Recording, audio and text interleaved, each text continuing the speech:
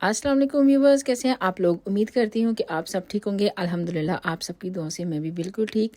तो जी दुआ है जो मेरे बहन भाई बीमार हैं, क्योंकि वेदर चेंज होने की वजह से कुछ लोग बीमार हो रहे हैं, कुछ बीमार होकर ठीक हो रहे हैं।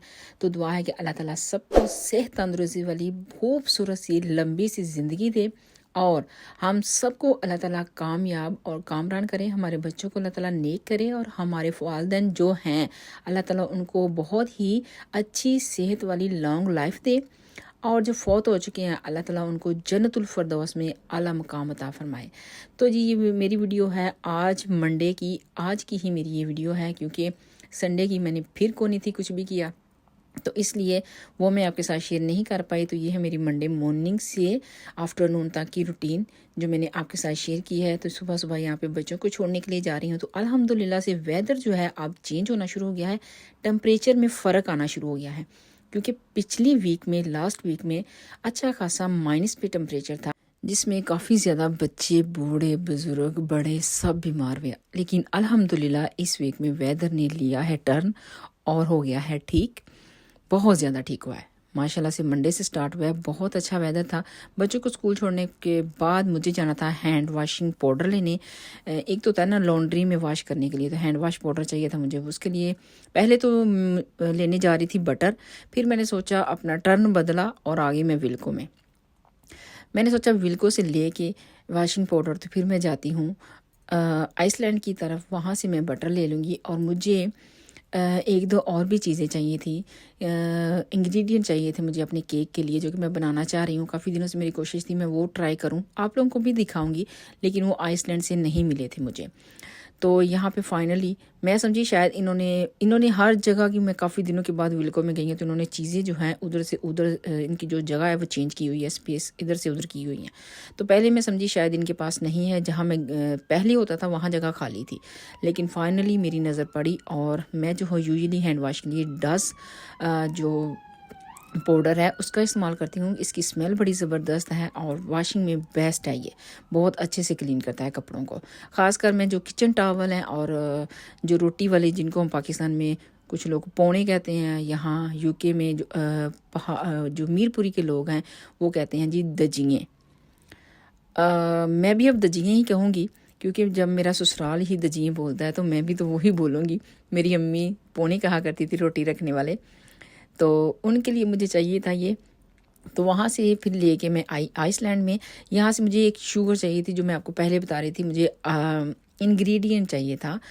तो यकीन करें मुझे यहाँ से कुछ भी नहीं मिला, आइसलैंड में कुछ नहीं था। लेकिन आइसलैंड में मैंने नोटिस लिया कि जगह जगह पौंड पौंड की चीज़ें लगी हुई थी, कुछ सेल थी। पौंड हर चीज़ में से लेस था, कुछ में से थोड़े भी थे, लेकिन इन्होंने पौंड कम किया हुआ था चीज़ों में से। जैसे कि मुझे बटर चाहिए था, उसमें मैंने देखा, आगे जाके आपको बताऊंगी। यहाँ पे मैं देख रही थी फ्रोज़न चीज़ों में फ़िश इनके पास अच्छी खासी, कॉड और दूसरी हर किस्म की फिलेट, कॉड, सैल्मन काफ़ी ज़्यादा थी। लेकिन मैं ज़्यादा फ्रोज़न नहीं इस्तेमाल करती हूँ, मैं फ़्रेश ही इस्तेमाल करती हूँ। और ये देखें बहुत ज़्यादा मुझे नज़र आ रही थी।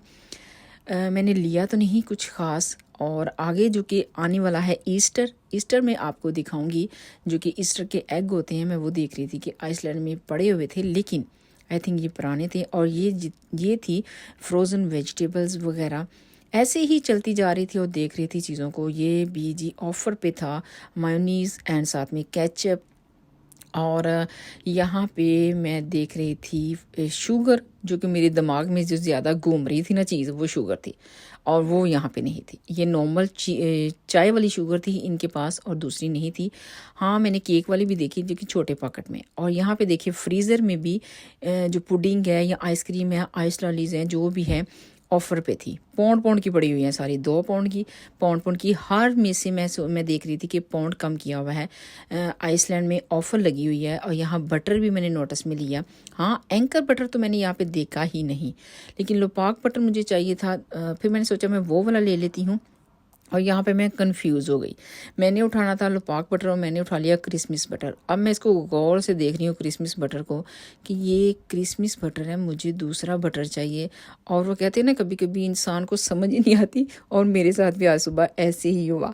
क्रिसमिस बटर को हाथ में पकड़ के गौर से देख रही हूँ, फिर मुझे समझ आई मुझे ये नहीं, मुझे ये वाला बटर चाहिए। ये बटर ब्रेड के लिए इतना टेस्टी है, पराठा बनाने के लिए बहुत टेस्टी है, कुकिंग में इस्तेमाल करने के लिए, केक वगैरह में बड़ा टेस्टी। हाँ महंगा है, इसकी प्राइस जो है £2.70 है। ये इसकी माजरीन है जो मैं अक्सर ही बटर है, ये भी तकरीबन जो मैं सैंडविच के लिए यूज़ करती हूँ, या मैं ब्रेड जब हम टोस्ट बनाते हैं इसके साथ बड़ा सॉफ्ट टोस्ट होता है। और ये £5 का था जो कि £4 का लगा हुआ था, £1 इसमें भी कम था। लेकिन मैंने नोटिस में लिया कुछ चीज़ों में जो पैसे थे वो लेस नहीं थे प्राइस। यहाँ पे मैंने एंकर बटर को भी देखा और फिर मैं सोच सोच के मैंने इसको उठा ही लिया। और एंकर बटर मैंने देखा बटर नहीं था, इसकी भी माजरीन थी, लेकिन इसमें प्राइस में कोई फ़र्क नहीं था। 465 का ये लगा हुआ था, 500 ग्राम वाला। ये मैं ज़्यादा नहीं यूज़ करती हूँ, मैंने कभी नहीं यूज़ किया। मैं ये यूज़ करती हूँ बटर हम एंकर का यूज़ करते हैं, तो माजरीन मैं इसकी लोपाक की यूज़ करती हूँ क्योंकि उसके साथ टोस्ट जो है ना बड़ा टेस्टी बनता है। तो यहाँ पे मैं क्रिप्स देख रही थी बच्चों के लिए, तो इसकी प्राइस में भी देखिए फ़र्क पड़ चुका है। जो पाउंड वाला था वो 150 का, अभी ऑफ़र पे है 150। अभी प्राइस इसके और ज़्यादा हैं। और मैंने और कुछ नहीं लिया, मैंने बटर लिया और लेके तो यहाँ से बाहर निकली। मैंने कहा ज़्यादा चीज़ें लेने की मुझे ज़रूरत नहीं। और जब मैं आ रही थी तो ये वही छोटी सी फ्रूट शॉप है जिसके बाहर स्ट्रॉबेरी इतनी नाइस लग रही थी, और क्योंकि बच्चों के गले जल्दी ख़राब हो रहे हैं तो मैंने इसलिए नहीं उठाई। और अंगूर देखें आप कितने प्यारे लग रहे हैं, साथ में छोटे छोटे से ऑरेंज। अब जो कि बड़े ऑरेंज का सीज़न जो है वो निकल रहा है, तो छोटे छोटे से चीनी पीनी से बहुत ज़्यादा ऑरेंज आए हुए हैं। तो जी मैं फ़ारग होके वहाँ से घर की तरफ आई हूँ। आते हुए मैंने ये क्लिप लिया।